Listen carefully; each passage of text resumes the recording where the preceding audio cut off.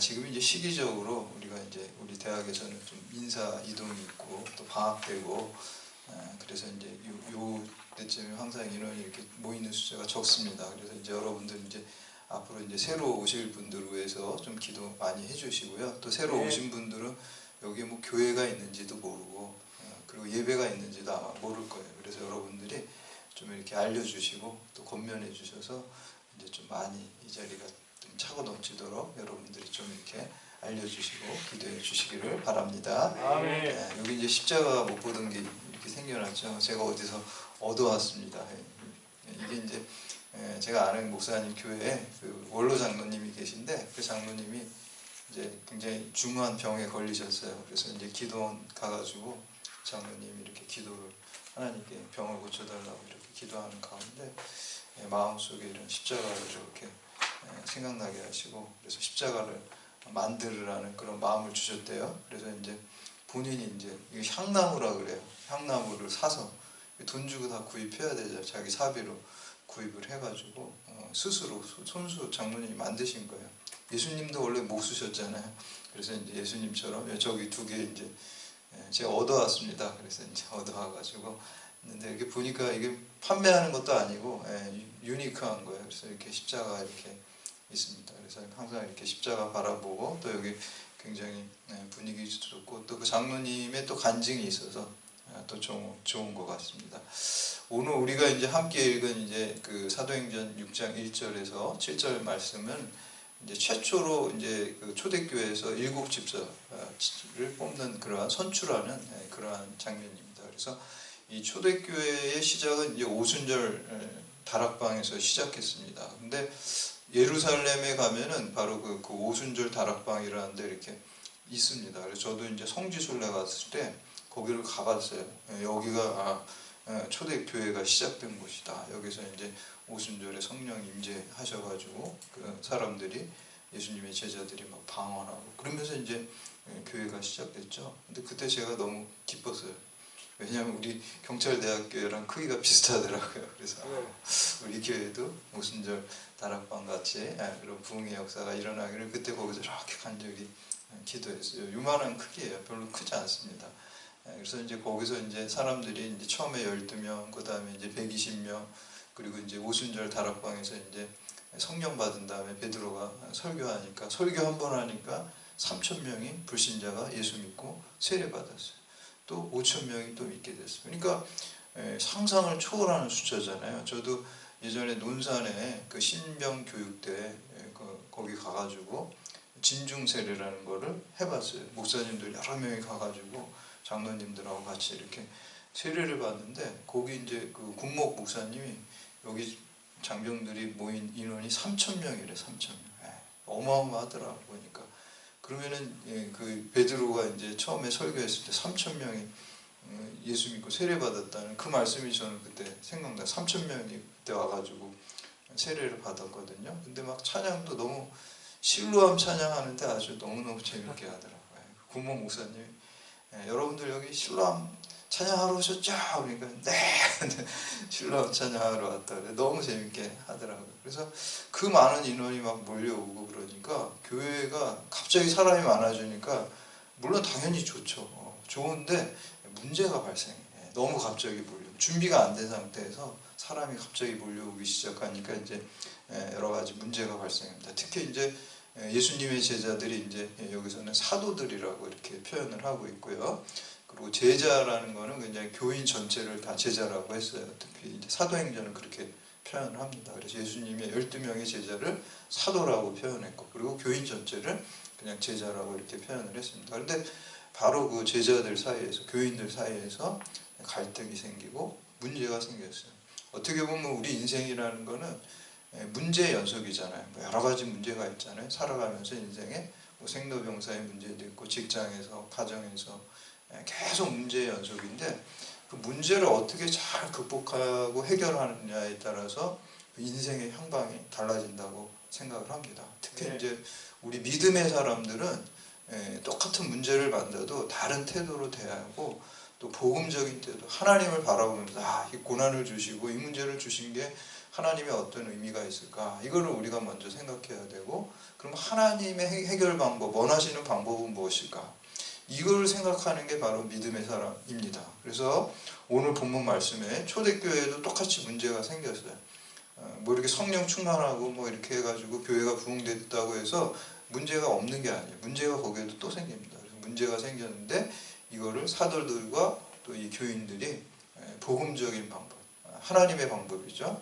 이걸 잘 해결하는 모습을 볼 수가 있습니다. 그래서 오늘 말씀이 일곱 집사를 뽑게 된 이유가 바로 문제를 해결하는 방법이었어요. 그래서 오늘 말씀 통해서 여러분들 인생 가운데 여러 가지 문제들을 만들 때 인간적인 방법이 아니라 하나님의 방법, 또 복음적인 방법, 성경적인 방법으로 문제를 풀어나가고 또 여러분이 하나님의 사람으로 크게 축복받기를 주님의 이름으로 축원합니다. 네. 첫 번째는 은혜는 이게 한 번 받고 끝나는 것이 아니라 지속적으로 삶에 적용을 해야 돼요. 성령 충만해가지고 오순절 마가의 다락방에서 은혜를 많이 받았잖아요. 설교하니까 막 부흥됐잖아요. 막 병자도 고쳐지고 막 그런 일들이 일어났어요. 근데 이렇게 어떤 개개인이 은혜 받고 또 교회가 은혜 받고 부흥하게 되면 누가 제일 싫어할까요? 눈에 보이진 않지만 영적인 세계에는 영적인 전쟁이 일어나요. 성령의 역사가 일어나면 마귀의 역사가 또 같이 일어나게 돼 있습니다. 왜냐하면 마귀가 제일 싫어하는 거는 교회가 부흥하는 거 제일 싫어해요. 또 믿지 않는 사람들이 믿음이 막 자라나는 게 제일 싫어요. 그러니까 그냥 교회를 흔들어야 되고 또 그 믿음이 생겨나는 사람, 영적으로 침체된 사람을 갖다가 영적으로 일어나려고 그러면 막 다리 걸어서 넘어뜨리려고 그래요. 근데 이제 사탄이 못하는 게 있어요. 넘어져 있는 사람을 넘어뜨릴 수는 없어요. 그렇죠? 넘어져 있는 사람은 어떻게 넘어뜨려요? 근데 영적으로 일어나려고 하는 사람을 넘어뜨리는 거예요. 그렇죠? 그리고 죽어 있는 사람을 죽일 수가 없어요. 이미 죽어 있으니까 영적으로 살아나려고 하는 사람을 자꾸 공격하는 거예요.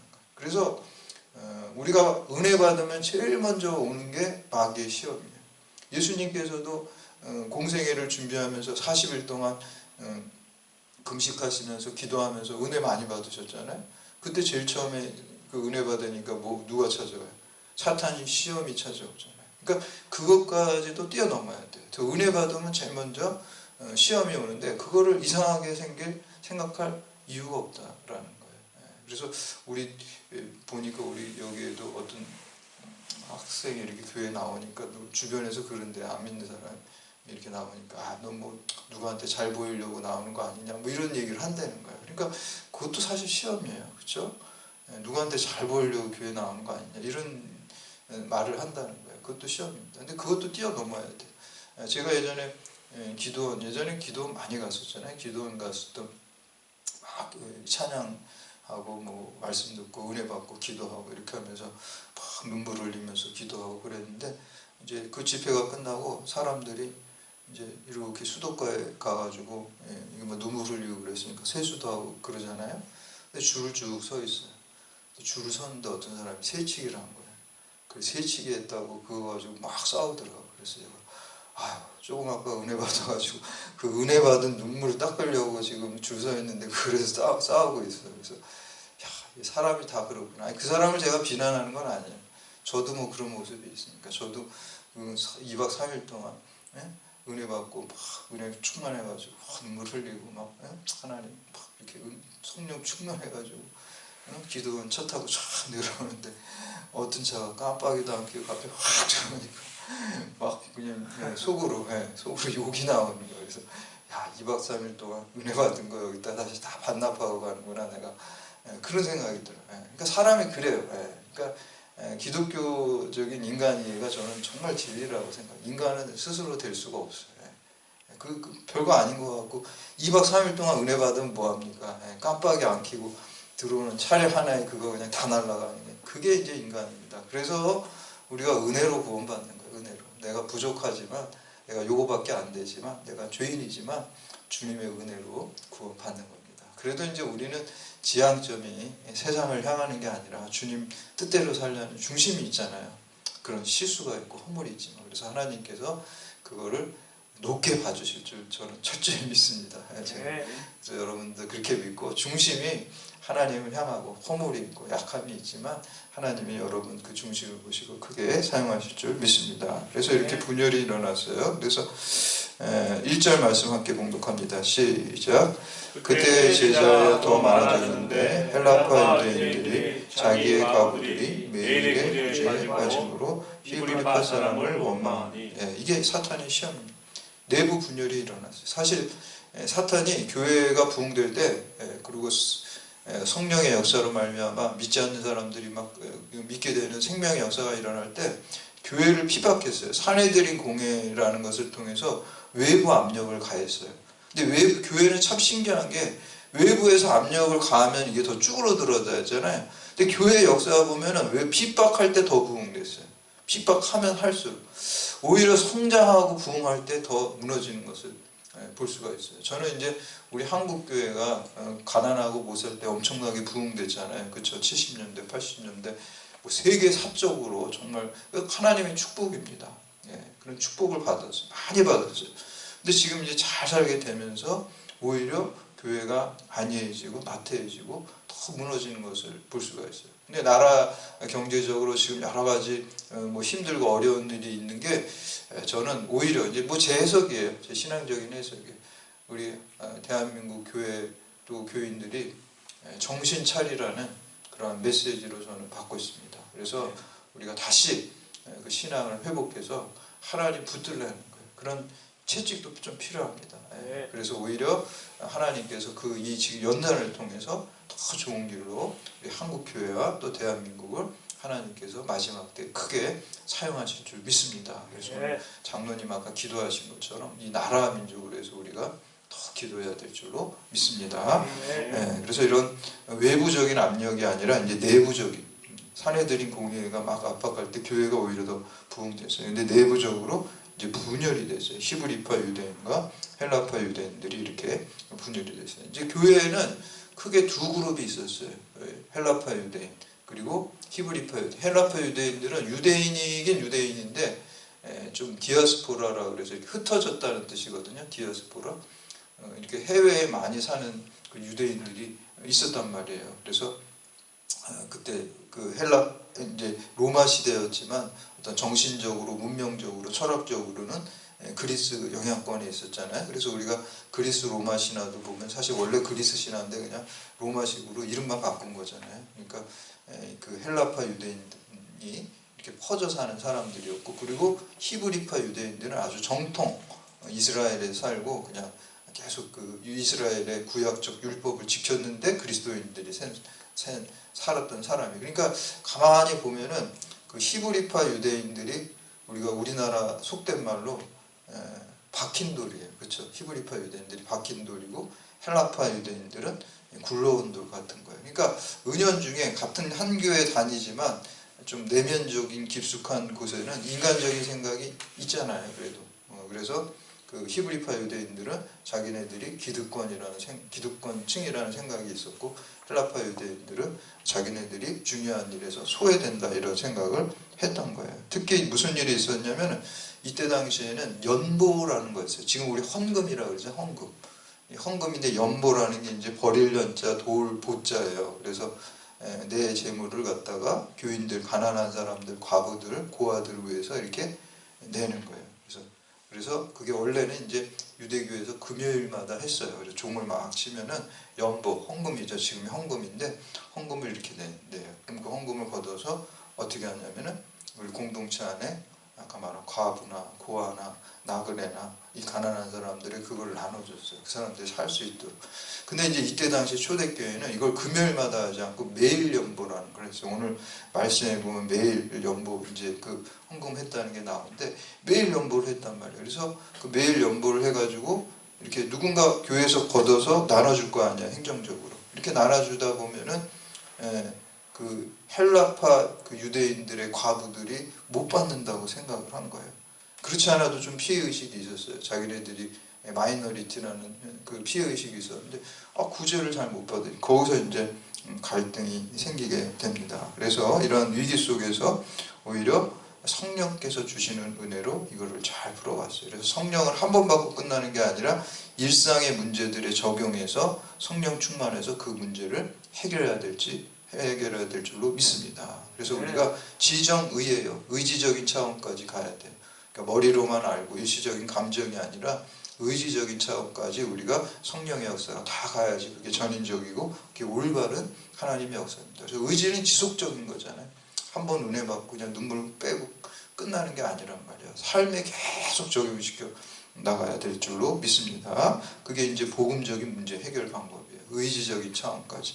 두 번째는 시험과 문제를 해결하는 복음적인 방법은 말씀과 기도의 우선순위는 본질로 돌아가는 거예요. 말씀과 기도로 돌아가는 거예요. 그 타이거 우즈라는 골프 선수 있잖아요. 그 사람이 슬럼프 빠질 때 뭘 하냐면 자기가 처음 골프 배울 때 기본 자세 있죠. 기본 스윙.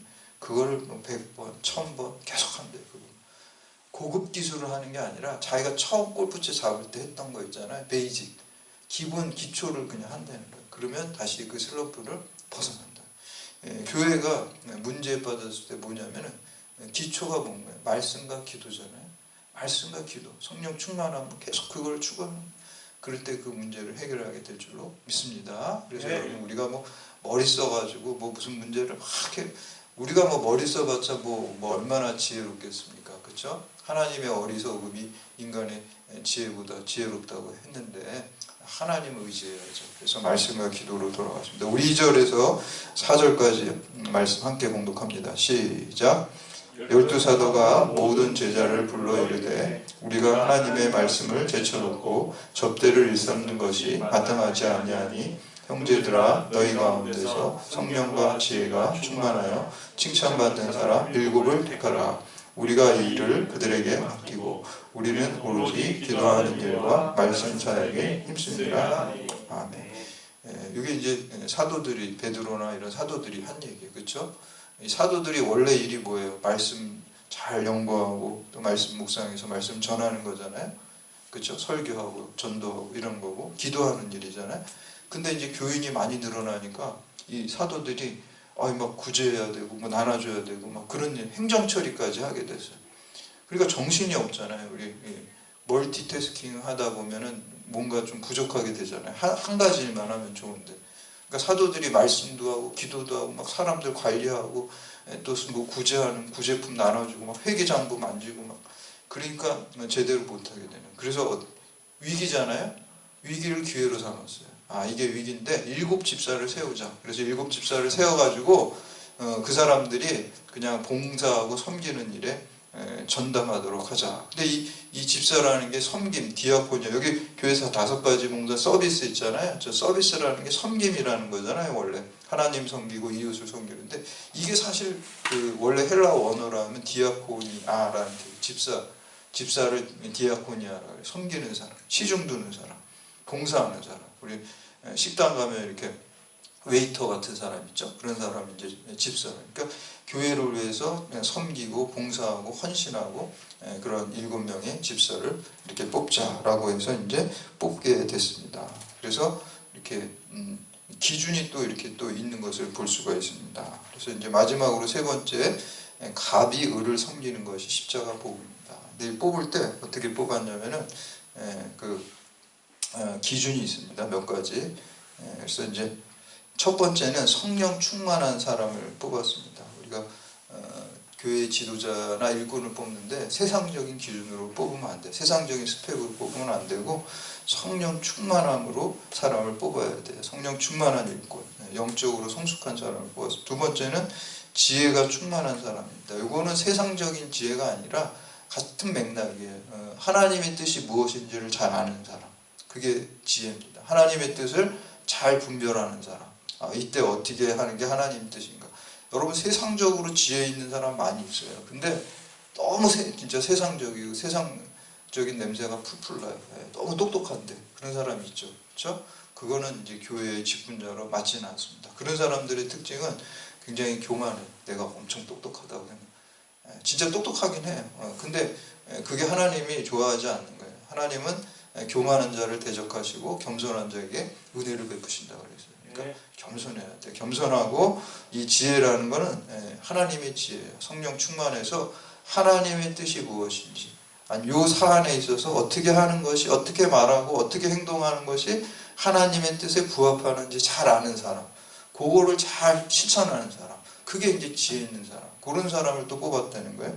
그리고 세 번째는 칭찬받는 사람을 뽑았다라는 거예요. 칭찬받는 사람은 하나님으로부터 칭찬받고 또 사람들로부터 칭찬받는 사람. 하나님으로부터 칭찬받을 수 있는 게 굉장히 중요한, 존경받아야 되죠. 그러기 위해서는 사랑과 헌신과 그런 것들이 있어야 존경받고 칭찬받을 수 있는 거잖아요. 그래서 이 기준을 가지고 뽑았습니다. 우리 5절, 6절 그 7명의 이름이 나옵니다. 함께 봉독합니다. 시작. 온 우리가 이 말을 기뻐하여 믿음과 성령이 충만한 사람 스데반과 또 빌립과 브루고와 네갈과 디몬과 바메나와 유대교에 의뢰했던 안디옥 사람 니골라를 택하여 사도들 앞에 세우니 사도들이 기도하고 그들에게 안수하라. 아멘. 7 지사 선출하고 기도하고 안수했다는 거, 위임했다는 거, 하나님께 이 사람들을 봉헌 올려드렸다는 거. 근데 이 7 사람의 이름이 깜짝 놀랍니다. 저는 깜짝 놀랐어요. 왜 깜짝 놀랐냐면 7명의 이름이 전부 다 헬라파 유대인들이었어요. 헬라파 유대인들이 아까 뭐라 그랬어요? 을이었어요. 마이너리티였어요. 투표하면 누가 이길까요? 투표하면 우리가 머저리티, 다수파가 이기겠죠? 다수당이 이기겠죠? 히브리파 유대인들이 이기겠죠? 투표를 하면. 근데 지금 7명이 뭐예요? 다 소수파, 100% 소수파에서 뽑았어요. 이건 의도적으로 한 거예요. 의도적으로. 이게 세상의 논리와 틀려. 세상의 논리는 힘의 논리고요, 갑이 을을 지배하는 게 세상의 논리예요. 근데 십자가의 논리와 복음의 논리는 그거와 반대예요. 갑이 을을 갖다가 섬기는 거예요. 갑이 오히려 의를 쳐줘요. 십자가가 뭐예요? 예수 그리스도 하나님의 아들, 슈퍼 갑입니다. 인간은 슈퍼 을이에요. 그렇죠? 근데 그 슈퍼 갑이 슈퍼 을을 살리기 위해서 십자가에서 죽으시고 또 을을 위해서 제물이 되시고 그리고 을을 위해서 그 생명을 바쳐서 섬긴 게 십자가의 논리입니다. 그 복음적인 해결 방법이에요. 헬라파 유대인과 히브리파 유대인들이 갈등이 생겼을 때 히브리파 유대인들이 힘이 있는 갑이었어요. 다수당이었어요.